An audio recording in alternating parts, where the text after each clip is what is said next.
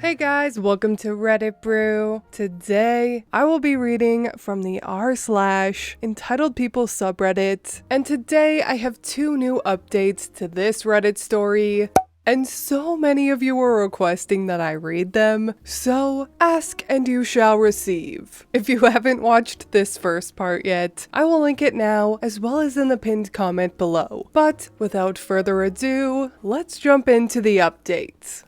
Update number 2 on brother wanting to propose at my wedding. Brother found my Reddit posts and is fuming, but I don't care. Well, my brother came pounding on my front door again, and this time he was drunk. He drunkenly told me that he found out about my Reddit posts when he tried to get back together with his ex, and she told him how she found out about what he was planning. If you don't recall, she found my Reddit posts. So his dumbass thought it would be a good idea to get wasted and then confront me. He even vomited on my porch step. Then, he did something I didn't see coming. He curled up on the ground and started crying. I figured he was going to attack me or something, because he was acting so deranged. But instead, he just got in sort of a fetal position and cried in the grass, while blaming me for his problems. From what I could get out of him, he recently went to see his ex and begged her to take him back. She told him he was a man-child, and she'd never want to marry him. She then explained how she knew he was planning on proposing. He then went home and searched online until he found my Reddit posts and read them. He went through a lot of the comments on my prior posts, and when he realized basically nobody saw things from his point of view, he broke his computer monitor and started pounding a bottle of vodka while walking over to my home, since I only live a few miles from my grandma's house. While he was sitting on the ground, he was drunkenly cussing at me and saying it's my fault that everyone but grandma hates him now. I had no sympathy and told him he did all that himself. Sure, I aired our dirty laundry online by telling everyone, but he was still the entitled jerk who never really grew up and goes crying to granny like a spoiled brat when he doesn't get his way. Time to grow up. He called me a few more things that I could barely understand, and then pretty much stopped talking to just sit there and keep drinking and crying. I ended up taking away what was left of his bottle of vodka, and said that maybe when he's sober, he can see some common sense. I called for a taxi to take him home. I wasn't about to drive to my grandma's house, because I don't want to see or be anywhere near her. My brother didn't even thank me for calling and paying for the taxi, just flopped himself into the back seat and told the driver to get going. I got a call the next day from the taxi service stating my brother had vomited multiple times all over the back seat in the short time he was in the cab, and it took $200 to thoroughly clean it because it was everywhere. I apologized and had to mail them a check. It's been a few days since that happened, and the crap didn't end there, so I'll be making another post very soon.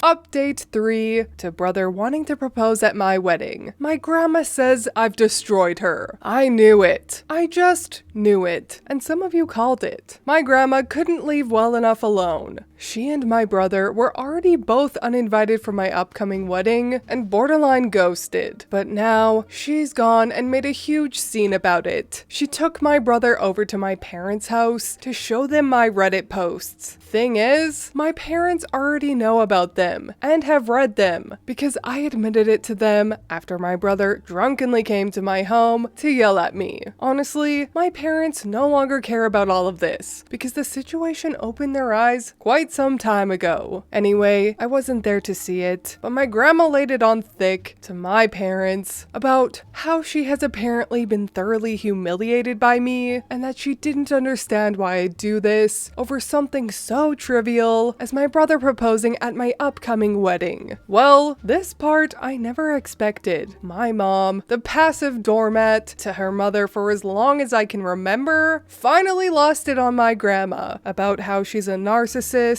and how her influence made her and my dad seem like ones too, and that they were fools to let that happen for so long. They then told grandma and my brother that the whole wanting to propose at my wedding thing was a completely stupid and selfish idea, then reiterated opinionated reasons I've stated as to why, with it likely just being my brother wanting to put his ex on the spot in front of the whole family. Then my parents told them both to get out. My brother especially, they admonished, because he'd used them as a veritable ATM for years and barely contributed financially after landing a good job. Grandma apparently left in hysterics, and my brother was silent most of the time. The next part is from my own experience, as Grandma called me again to yell at me. I let her have her rant while my fiance and I just let the phone sit on the coffee table while on speaker mode. After a while, Grandma realized I wasn't saying anything back and yelled at me to speak to her. So I said something one of you commenters pointed out in a prior post, that she's a coward who thinks she's in charge, but she's not and never will be.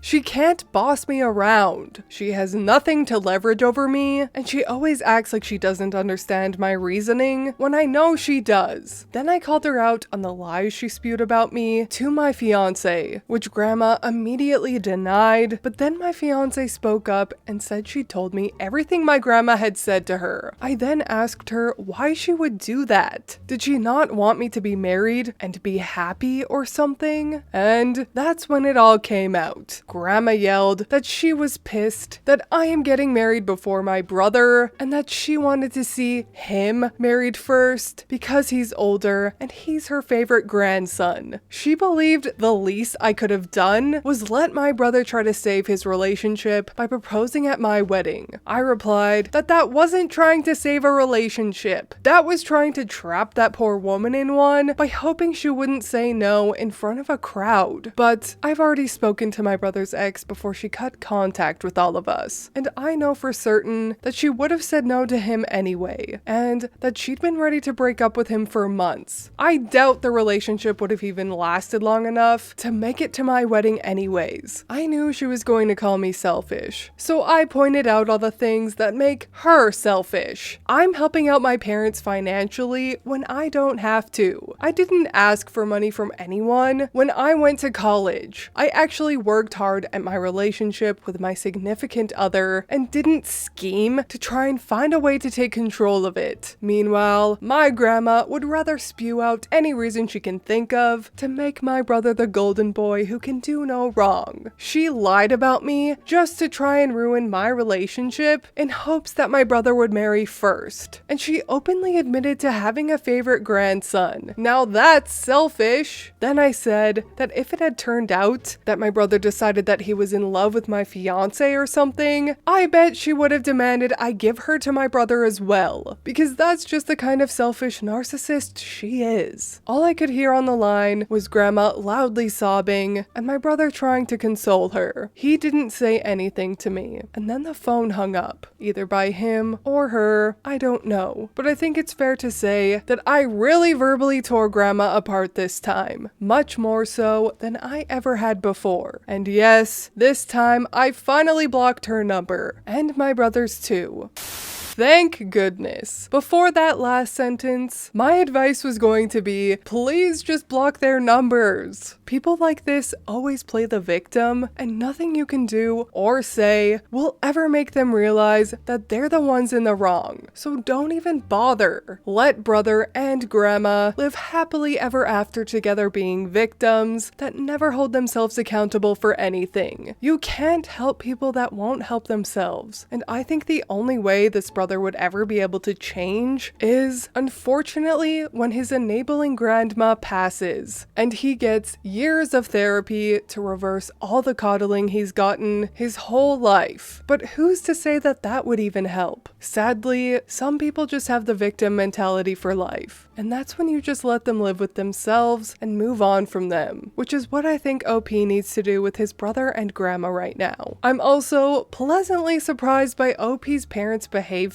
and newfound spines. I was strongly against them before, but now I am definitely Team OP's parents. It's so nice to see personal growth like this. Keep working on yourselves, OP's parents. But anyways, that is all from me today. If any more updates arise, stories, I will be sure to read them for you guys. Hey, that rhymed! I'm a poet and I didn't even know it. Please leave a like and subscribe if you want. I truly appreciate when you do, and I will see you in the next Reddit story. Bye!